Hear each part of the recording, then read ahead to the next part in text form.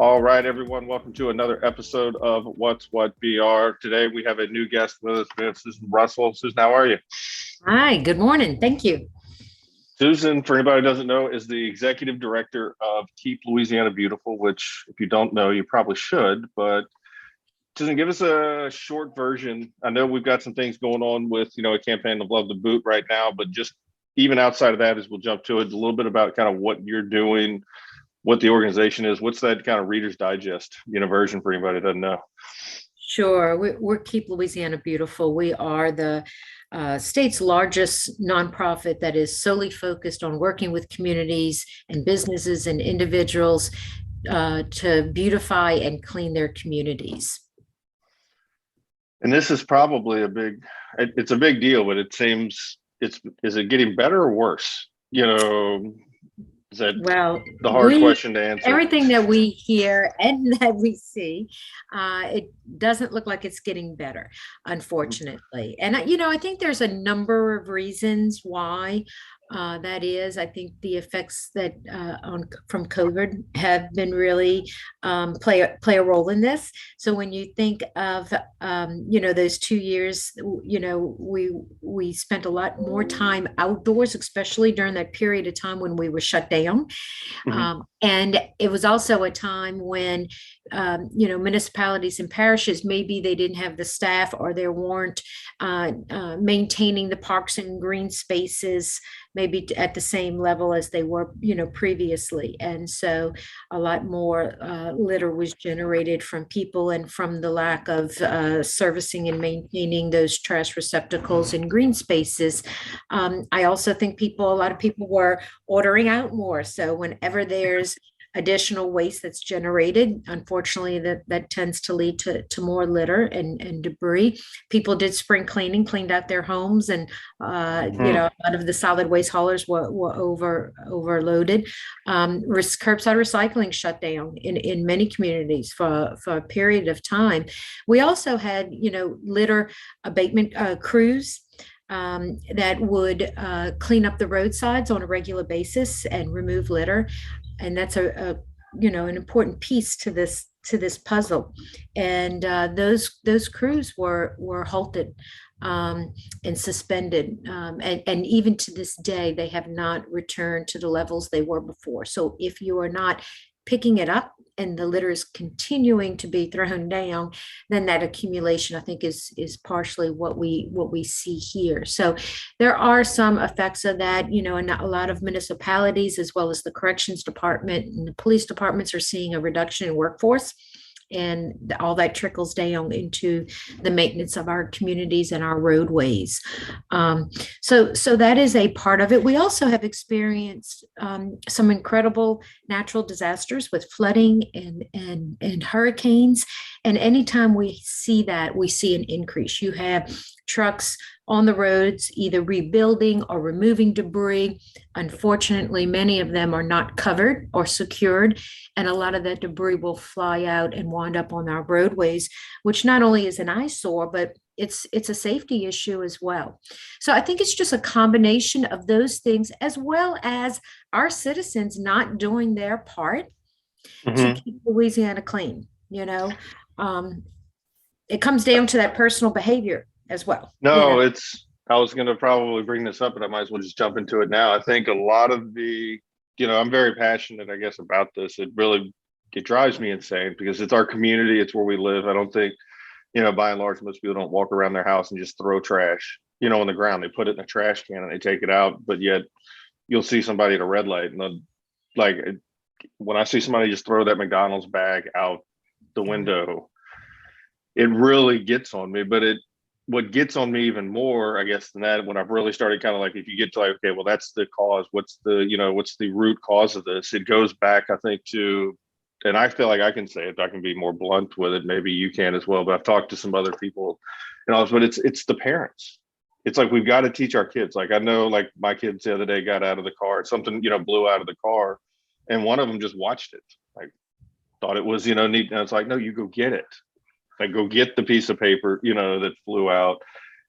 It's I think it has a lot to do with how you were raised and kind of where you put some of those values, right? That it's like, if it's You're not a right. big deal to you, Right. then it's Yeah. not going to be a big deal, and it just compounds the problem. Yeah, And you're right. We do need to educate. Unfortunately, Branding, often it's the parents are the worst culprits often. And so you can't teach what you don't know and what you don't practice yourself. But I often refer it to take seatbelts for example. Seatbelts and car seats, right? My children are grown now, but they've never been in a car without wearing a car, without either being in a car seat as as an infant, or wearing a seatbelt. That changed because when I was raised, I'm one of five. We didn't have five car seats, I can guarantee you, and we didn't all wear seatbelts. So that shift in behaviors, we need to do the same type of thing for litter. I make the reference to drinking and driving, for MAD really did a wonderful job bringing the problem to the forefront and helping to change people's behaviors. A lot of that was driven by laws, but it's still, like I said, my children are grown. They do not drink and drive. They'll call an Uber or they'll be a designated driver. And that didn't happen overnight, right? But it happened when people came together and said, we have a problem. This is important. And we need to have a plan of how we're going to attack this and how we're going to resolve it. And it's not just through enforcement. It's not just through awareness. It's all of these things put together. We need to educate our young people, and so that they know the right way. And they often have more influence over their parents than we ever will. Right. We also need to make sure our communities support clean, vibrant communities. They have the infrastructure in place. That is as simple as having trash receptacles and ash receptacles in green spaces, making sure our roadways are maintained. It's not just about the litter, but are they edged? Are they mowed? Are the streets, signs standing up? Are they clean? Because all of that together is the appearance that communicates whether a community is cared for, if someone is watching, if leaders are and residents are invested, and all that. So we know litter attracts litter.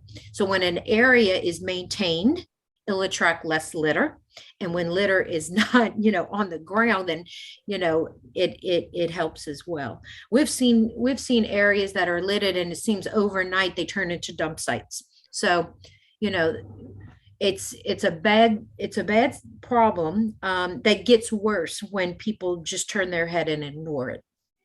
I think it's, for a lot of people, I guess, this even ties, people don't realize it, it ties all the way down, all the way to like a tourism kind of thing. When people are coming through and they exit, the interstate, and it's maybe, like you said, it's overgrown, there's trash, there's the cups, the street sign, it's half hanging over, it looks run, like all these problems start to compound, and nobody, they pull over, they get their gas, and they get back, and it's that small talk that's going to they're going to remember, like, man, that was kind of, good thing I didn't live there, or we'd never come back here again.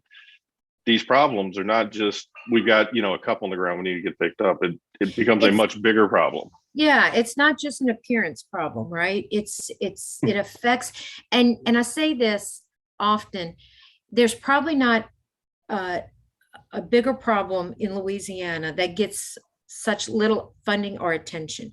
It is in all 64 parishes. Makes no difference what neighborhood you live in, if you're Republican, if you're Democrat, if it touches us all. It affects business growth. It affects tourism, as you mentioned. It affects wildlife, habitat, water quality. Now people are finally connecting that litter and debris clogs storm drains and causes flooding. And so it reduces property values. You can talk to realtors, you can talk to, the Chamber of Commerce, they can all back this up. There's no good side to this. I call it the great unifier, because it is just that large of a problem. And so back to your point, it just seems it's hard for us to understand how people can you know, like you said, pull up to the corner and empty out their car or empty out their ashtray. Like, what is the mentality there? And there seems to be such a disconnect because people will tell you that, you know, they love Louisiana, right? We have people who our roots grow so deep. We live across the street from Auntie and around the corner from Grandma. And, you know, we love our food, we love our music, the culture here, and yet we don't care for it. And you think Mhm. people who care and love their state and their community and the richness of it would do extra to preserve it and to care for it and to make sure that it stays beautiful, because we do have a beautiful state. We just do a Mhm. bad job of taking care of it. And so there is that disconnect there, and we need to do a better job of connecting people, reaching to people. Like you're saying, education is a key piece to this. So is enforcement. So is awareness. It's all together. And it's not just the responsibility of local government or state government, it's all of us. So if businesses made sure that they had trash and ash receptacles in front of their stores, if they made sure their dumpsters were closed and things weren't overflowing and blowing down the street, if they made sure their parking lots and their parking bays were clean before and after each shift, that would be huge, right? Mhm. Schools and churches, if they just kept up with their campus and the surrounding areas. Same with neighborhoods. You see litter on your street or surrounding your neighborhood, grab a bag and a garden glove, grab your kid and go pick it up. You don't have to wait for someone to plan a cleanup to clean up, right? You That's where I just was do about it. to go. It's when I do it, you know, at least probably a couple times a week. You know, I pull into the office and it amazes me. You know, I'll pull in and I'll go start walking and I'll see it, you know, along the way, and I'll pick it up, and then I just have this. I don't know why. I guess it's just I pick it up and then I turn back and look at every other. You know, I'm like, okay, there's 35 cars here. Why did I just pick this up? You know, I'm coming in, you know, coming back from a meeting at 11. It's like we can all, if everybody just kind of like pick it up as you see it, and then it's the education, you know, it's the simple thing. Like the only thing I could equate it to, and this maybe is probably a bad example and shame on me, but at the same, you know, I've got a 14-year-old daughter, and occasionally, more often than not, probably I'll have some language fall out of my mouth in the middle of a conversation. And she just immediately, you know, I hear language, you know, and she calls me out on it because Yeah. she knows that's not supposed to happen. Back to the education part, you said, you Yeah. know, she's been educated, you know, she knows like that's not, you know, I shouldn't talk like that or shouldn't say that, you know, and it's like at the same time, but if we walk down, is she going litter, you know, and picking it up? You know, have we had that conversation in school, or do we just assume somebody else is going to deal with it? And I think that's probably, to me, it would seem from an outsider, that's a lot of the problem, that everybody else just assumes, well, that street corner is going to get picked up. The city's got somebody to come pick that up, or that trash bin. You know, when you go like cram it in just so you can check, you know, you feel good that you didn't throw it away on the side of the, just drop it at the bottom of the tray. It's like, well, you really didn't do any good. You just crammed it in on the top. It's going to blow away as soon as you walk off. And it's You know, almost like you're fighting apathy at this point, kind of. yeah, and you know, this has to be, it has to be a relationship that works for everybody, right? We can't, like I said, we can't push it just on local and state government, but at the same time, they have a role and a Mhm. responsibility, and they need to lead. So if the message to citizens is do your part, don't litter, if you see it, pick it up, you know, bag your trash, cover your trash, keep your truck bed clean, you know, reduce your waste, recycle when you can. If that is the expectation that is and should be, you know, on each citizen, our leaders need to do a better job too, and they need to step up. So when that business is breaking ordinances and not, and their dumpsters are overflowing and blowing down and clogging the culverts and the storm drains, they need to be cited, right? Mhm. Municipalities need to do a better job maintaining their cities. So when everybody does their part, like this is not going to happen on the backs of volunteers. Hmm. Volunteers are great, right? Doing these events are great. They serve a purpose. But when you look at permanently solving the problem, we need to look at best practices and policies and just the ongoing, as well as the education and the enforcement. It's all of those pieces together. Our leaders need to lead, and then citizens, I think, will follow from there. But by pushing kicking the can down the road and just thinking that all citizens are going to be able to tackle this problem, citizens can't go on the interstate and pick up litter, you know? Right. So it needs to be a shared a shared approach. And I think that's why we are really excited and hopeful that we're seeing that now for the first time, with the governor and the lieutenant governor teaming up, putting together this task force that is looking at recommendations to address the issue. We also have, we've been working with the lieutenant governor on our Love the Boot Week, where again, it's about engaging people, heightening awareness, and educating them. And when I say education, people say, well, when you have a litter cleanup, how are you educating people? That's just picking up litter. And you know what, a day or two later, it's going to be littered again. So why do we even bother? And I tell people that the litter removal piece to it is so important, because first of all, we're engaging our citizens in helping to beautify their communities, right? But also 91% of all litter is 4 inches or smaller, which means when we get in our car and we drive around, which most of the time we do, because unfortunately, too many of our cities are not pedestrian friendly. We don't even notice all the litter. So all the Hmm. cigarette butts, all the bottle caps, 91% of the litter we probably do not even see. But when you're on the ground, walking, bending down, picking up trash, you become keenly aware of how bad the litter problem is.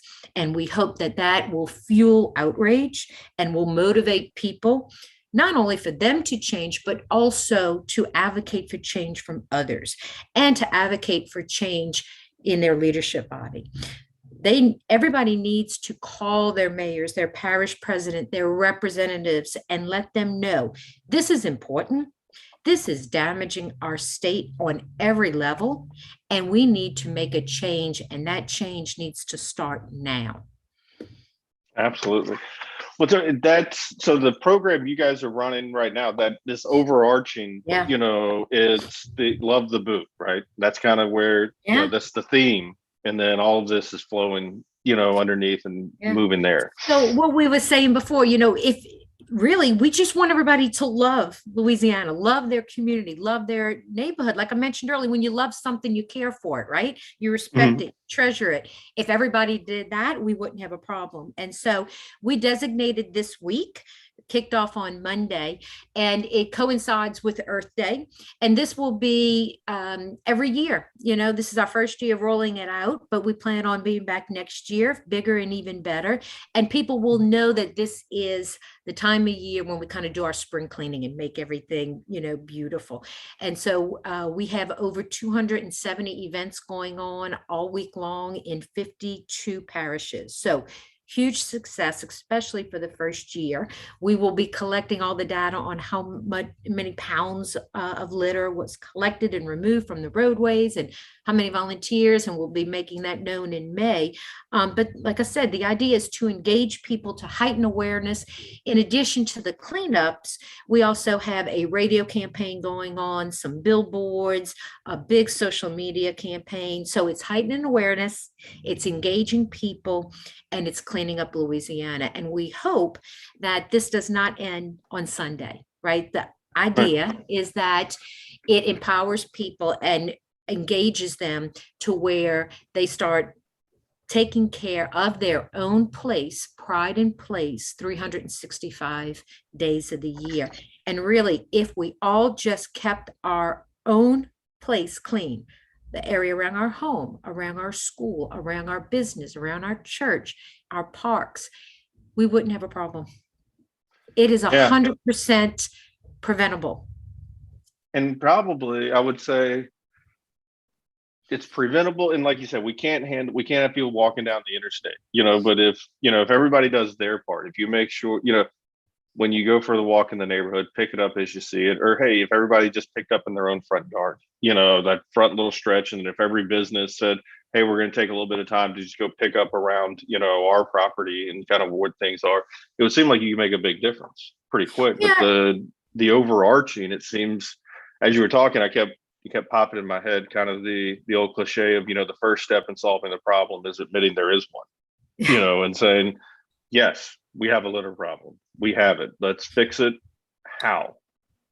And then we you go from, we yeah, we have a big little problem, and to the interstate, yes, volunteers are not, should never go on the interstate, but there, and we all see it, anybody who travels the interstate, when you see a mattress or a whole bag of trash or an end table or a ladder, that's not coming from someone's car window. That's coming from a truck that has an unsecured load or trash in the back of the pickup, right? hmm, And that needs to stop. We need to start writing tickets for people with loads that are not secured. It's dangerous, and it should be easily enforced, because it's either covered and secured or it's not. you know it's that hmm, clear, right? And so we need all of our businesses and all of our individuals that own pickup trucks to really make a special effort to either tie down their load, make sure they don't throw their trash in the back of the truck. That's going to help clean up our interstates more than anything else. Also, if you have a blowout or a wreck on the side of the road, those pieces and parts and the tire parts and the bumpers, those need to be removed. hmm. And we need our police and our tow truck drivers to do a better job making sure that someone is accountable for removing those pieces. So if those two things alone were done, we would see a huge difference in our interstates. Right now, DOTD spends over $9 million cleaning up our interstates, and they're still littered. We are wasting money. We're spending money on the back end when we should be spending it on the front end. Wow. And it sounds like that's the deal. It's education. That's what we really got to do is make people, because maybe it's back to, that officer at the wreck is assuming that the tow truck guy is going to pick it up, and the tow truck guy is assuming somebody from DOTD is going to come pick it up. Then everybody drives off and it sits there and nobody gets it done. So, Try to get it done. And you know what, Brandon, as Monday we had our kickoff for Love the Boot Week, and it was a great day. We had a huge turnout. The lieutenant governor, the secretaries from so many of our state departments were there speaking, supporting this cause. We had a cleanup with 50 volunteers. I think we picked up like 72 bags of trash. Just a beautiful day, a way to kick off Love the Boot Week. I get home, I turn on the TV, and what do I see? New Orleans lakefront and all of the trash that was left behind from Easter Sunday, when people went out to the lakefront New Orleans and gathered with their friends and their family and just literally got up and left and walked away. Crawfish, trays of food, just unbelievable. And we need to enforce that. People need to get tickets and need to be cited mhm. when those kinds of things happen. That is unacceptable on every single level. So yes, education, awareness, all of that is important, but for some people, they need to be cited in order for them to change their behavior. Yeah, some people, just, it, you hate to do that, but there's got to be, there's a penalty, there's a call. People talk about, it's not just going to affect that one person. The one person that maybe gets cited, they're going to complain to five other people that they got a That's ticket, right. and then five other people get educated, and people start realizing, well, wait a minute, I don't want to get cited, That's for it. right. So we didn't just, that one ticket has a ripple effect That's right. amongst the friends of everybody who was there, knows that somebody got the ticket, then everybody that they complained to, and then when they went to court or went to go pay it, what are you here for? Everybody's here, and it's a lot of people find out from that one citation And from that, what I understand, the problem wasn't, just that Sunday, that this has been an ongoing problem. I think just Sunday was, probably the final straw. But again, it's us not being proactive, it's being reactive on every level. So the city then had to pay people a contractor to go and pick up all of the debris, all the litter, and then they collect it and have to pay a tipping fee on it. Wouldn't it have been smarter to attack it from the front end, and to make sure that there were enough, permanent trash receptacles there, that maybe there were enforcement officials there? We just really need to step back and say what we are doing is not working. And what do we need to do? What are other states doing that we're not doing? And I think that's part of the challenge of this litter task force that the governor put in place, that's led by the lieutenant governor, and Keep Louisiana Beautiful, is looking at where we have missed opportunities. Where are the gaps? Like I said, what are they doing that we're not? And what can we be doing better? And so we're looking at best practices, and we're looking at policies. We're looking at what we currently do and why it's not working, and what needs to change to make it work. What do we need to do to engage the different sectors of our community? This is a public and a private sector, problem. How we can engage our schools and nonprofits and businesses working with us in this. So we're really excited to be able to give some recommendations to the governor, July 1. And we need to address this with a comprehensive plan. Absolutely. Well, I appreciate you stopping in and filling us in, kind of on what this is. Hopefully we can help some of this awareness piece, and then maybe somebody else will think about it as they walk through their business, or they can get involved. We'll put some links on how to find you guys, kind of below as we put this out. But I'd love to hear kind of, have you come back after the, Love the Boot kind of campaign. We run this week, next week, and kind of see, what did that do to let people maybe realize how big of a problem it really is? It's not just local. Yeah, I'd love to come back. Like I said, this is just, 1 week, but we need to engage more of our communities and those who are interested in becoming a part of our affiliate network. We have 30 affiliates throughout the state, and we need more, and we provide training and support and grants and, help. Our role is to help local communities, address the issue, so what we can do to help them build their capacity. But I'd love to come back, and for people who want more information, they can go to keeplouisianabeautiful.org. Okay. Well, let's do that. Let's get you back on, find out kind of, what it turned out, how the, I don't want to say event, because it's more of a movement maybe, or spearheading, an effort to get something started, kind of put something together that way, and come back in and get some of those numbers that y'all collected, and then see if we can hopefully get some people to, get involved. Because like we said, it's a small problem, but has a big repercussion. You wouldn't walk around, like I said earlier, and throw trash in your house. You wouldn't throw it in your own yard. And if you saw it in your own yard, you pick it up. So if you see it as you're walking into a business, just pick it up. Most businesses will have a trash, right before you walk in, just. I think a big part of the problem too, Brandon, is that people don't feel connected to their community. They don't feel or understand that they are the community. We all make up what's called community. And so if you feel like that is for someone else, you're not connected there. And it never used to be that way. People really, they volunteered more, they were engaged more. And I think that it's just those societal shifts, that have been made, where, more people are just busy working, trying to keep food on the table and lights on. And it's just one more thing, I would think that, and then from the outside, not being in a day-to-day kind of where you are, I think some of the education would come in for not only just the general public, but also for business owners, is to kind of know where does local, and state government stop, and where should you pick up? Like, we're not, DOTD, you said, spending $9 million a year walking, the interstate, getting stuff picked up. But they're not going to come pick up the back of your parking lot. That's just not, that's your job. There's not somebody that's going to come and do that. And most people and most businesses don't have, I would think, somebody that they want to say, hey, you need to go, pick that up. Like, somebody's going to go, well, that's not my job. I'm, the mail guy, or I'm stocking the warehouse, or, I'm running the truck, picking up, and fixing people's refrigerators all day.